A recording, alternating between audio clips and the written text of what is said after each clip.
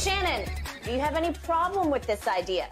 Well, it seems like they've been shut down for the last 2 weeks. But I guess officially they're thinking about shutting it down. Yeah, I would have a problem with it, Skip. Yeah.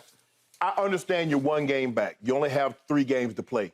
But that makes it seem like the Thunder are the 2016 Warriors. They're one game. They play the Warriors tonight. We know the Warriors are very, very good at home. Very good. good. Thunder are a great team because they're in the play. They're 10th right now. So you're a game behind. Okay, they lose, you win, you tied. They lose again, you win, you're in front. And I'm looking at my schedule here, and Dallas finishes with 3 games at home. At home. Sacramento, Chicago, Spurs? Yes. Huh. So it's not out of the realm of possibility that you could win out. They lose 2 or 3, and then boom, now you're in the play-in. Maybe they don't want to be. Maybe it's kind of like Skip, like North Carolina declined to go to the NIT. They're like, if we can't be in the big dance, we don't want no parts of it anyway. That's true. This is the equivalent of the NIT. I would agree. And so they're saying, hey, if we can't get to the big dance, we're not going. Skip, this is a bad look. It just seems to me that people just want to give up these days. I mean, if Kyrie and Luka are hurt, I got no problem with that, Skip. Hey, shut it down. But if they're healthy, what are you shutting them down for? I thought the objective was to try to win until the final day, until I'm mathematically eliminated. Yep. But then still, you won't collect the check, even though you mathematically eliminated. Do you still collect the check? Absolutely. Them teams should say, okay, you want to shut it down? Can we shut these pay periods down too? Because you get paid like what, once a month, twice a month, however you get paid. We're going to shut that down, too.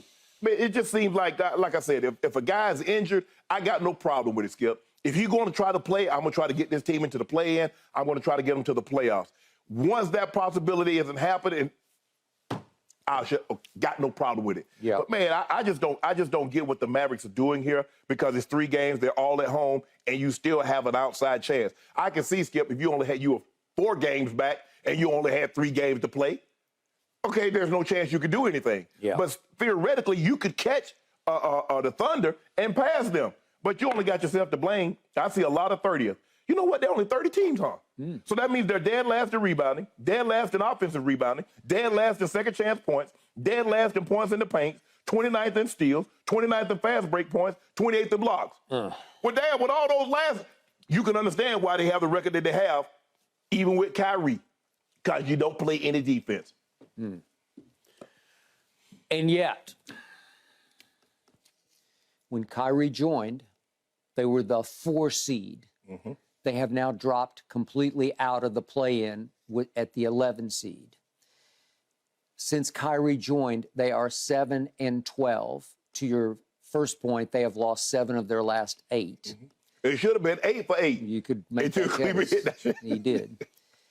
And I'm going to remind everybody that the guts of this same Maverick team that are in the bottom of all those stats didn't win 1 playoff round. They won 2 playoff rounds last year. 2 playoff rounds. They beat Utah in 6. Then they beat the defending Western Conference champion Phoenix Suns in 7 games by winning a Game 7 at Phoenix, 123-90. Leading scorers in that game were Luka with 35, Spencer Dinwiddie with 30, and Jalen Brunson with 24.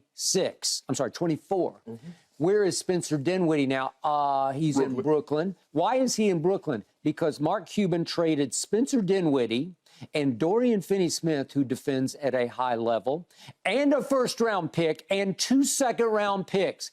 All that for Kyrie Irving, who has been on the scoreboard at least, in the win column at least, a bust. At least I first guessed this. I told you from the start, I don't think it'll work. Again, you can blame all that all you want. I get it. You're right about all that. You can't just pin it all on Kyrie, but you can pin it all on Mark Cuban because this was a swing and a miss. Yes. I didn't think it would work because they're the same. They don't look the same. They don't exactly play the same. But in the end, they do exactly the same thing is I need the basketball and get out of my way because I'm going to create a shot. And is it your turn or my turn? They don't vibe well off each other. And Lucas said last week after one of the losses, I'm just not having fun anymore. It's weirdly like he believes that Mark Cuban brought in Kyrie to be their closer. And Kyrie is really good. He's second in fourth quarter points scored to that guy up in Sacramento that bedevils your Lakers. Okay, he's really good in the fourth quarter. And by the way, speaking of the injuries, he's battled some kind of plantar fasciitis. But did he look pretty healthy on Sunday? Did he drop what, 41? 41 at Atlanta, yeah.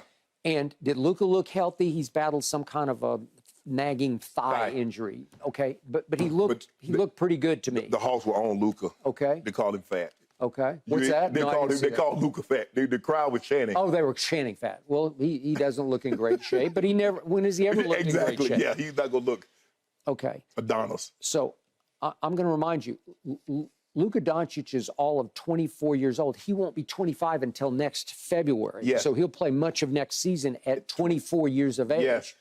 So I told you, when Kyrie walked in the door for the first time, there had to be some vibe that passes between them.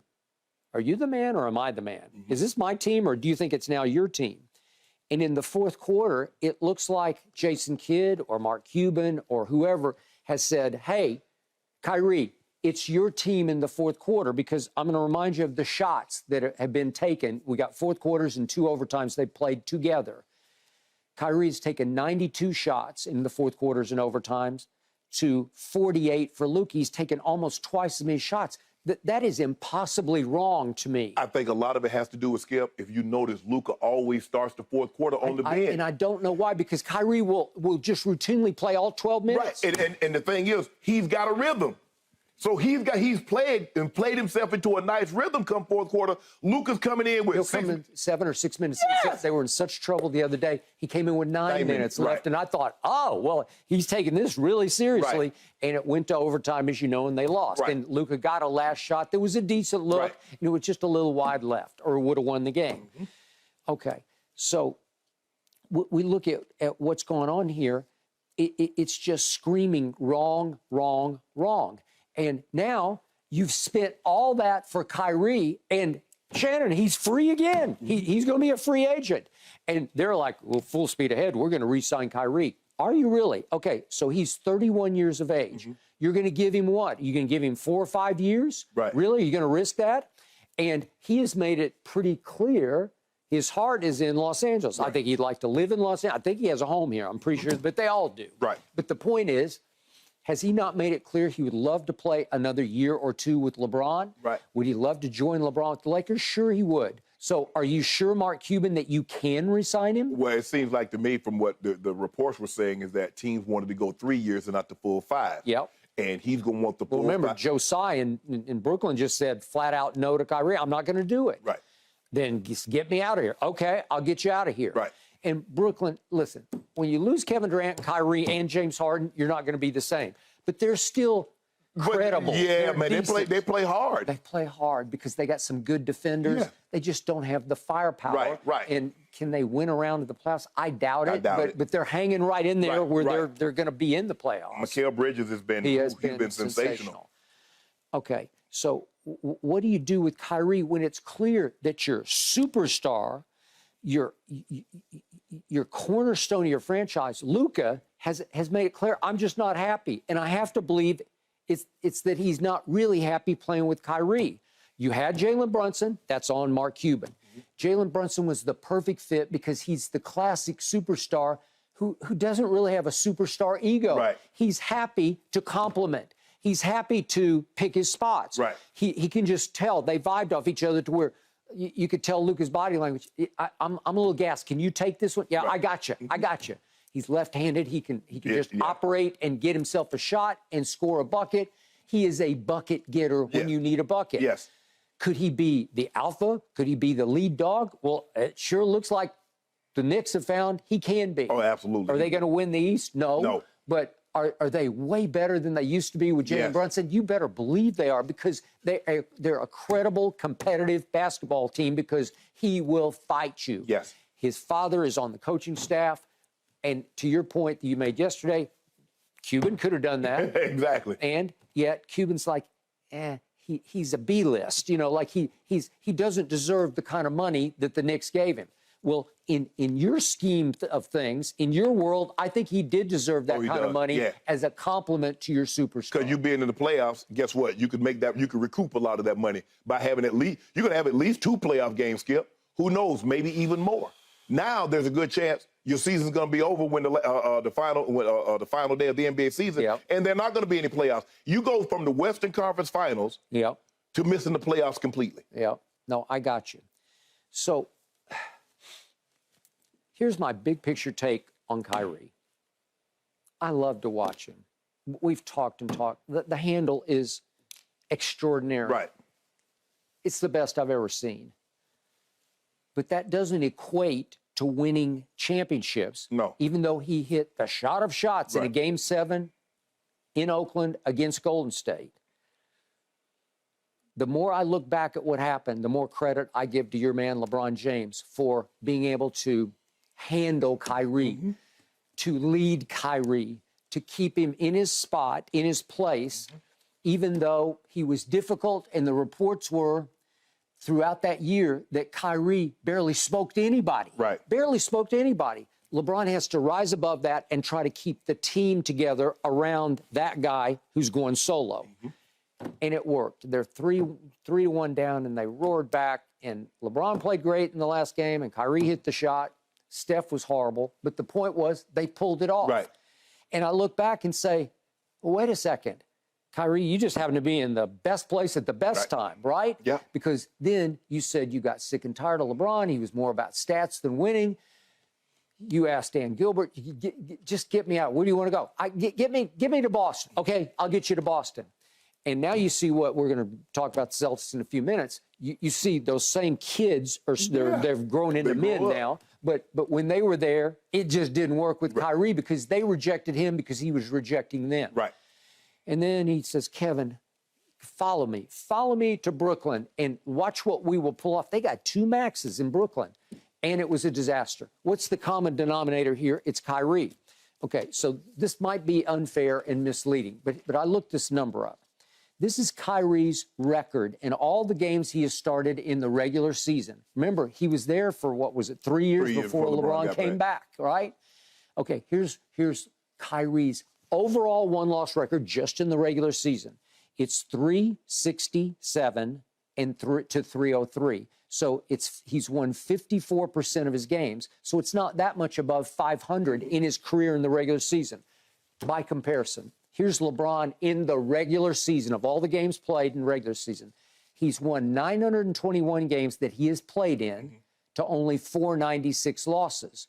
Well, that's a winning percentage of 65%. You see that's like 400 games above 500, while Kyrie's 64 games above 500. So you can see a common denominator. Wherever Kyrie is gone, it's not like great things have happened because he doesn't have that kind of impact on the one-loss record. But in order for him to have major success, he needs to have a player substantially better than he is. Okay. A la LeBron, a la Kevin Durant. Even though he can do a thing that they can't do. Correct. Right? Correct. Because you said, I showed you that rip of the plays that he made in Atlanta in the fourth quarter, and we're like, what? Yeah. It's and one stuff.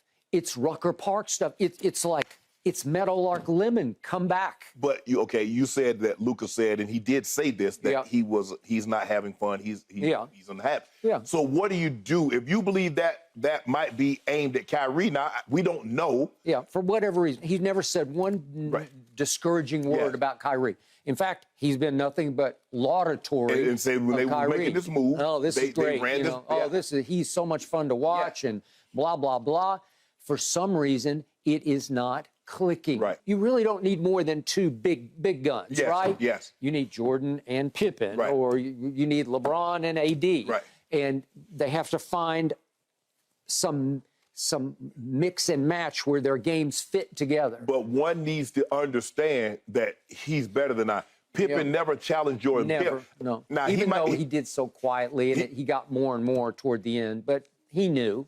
Jordan was better. Yeah. And it was great when Shaq was substantially better than Kobe. But Kobe started to grow. Yeah. And Kobe like, hold on, big fella, nah, you not anymore. Got it. Okay. So, but that Kyrie, was finite. That wasn't going to last, right? So what's the dynamic? Yeah. Luka says, okay, I'm an all-NBA player. I haven't won a championship, Yep. yada, yada, yada. Kai says, but I have. Yeah, but remember, Luka goes into this season as the preseason MVP favorite. Yes. And there were stretches this year where we're saying, oh, he's right in the middle of it. Yes, absolutely. Okay. He's 31 years of age. He's 24 years of age. 31, you have to start wondering. So is he going to be able to go to Mark Cuban and get what Joe Tsai said no to? Will Mark say, I'm going to max you out for 5 years? I don't see it. Man. Unless he's just really infatuated with Kyrie's box office drawing power. Skip, that's $250 million. It is. No, I know. I got it.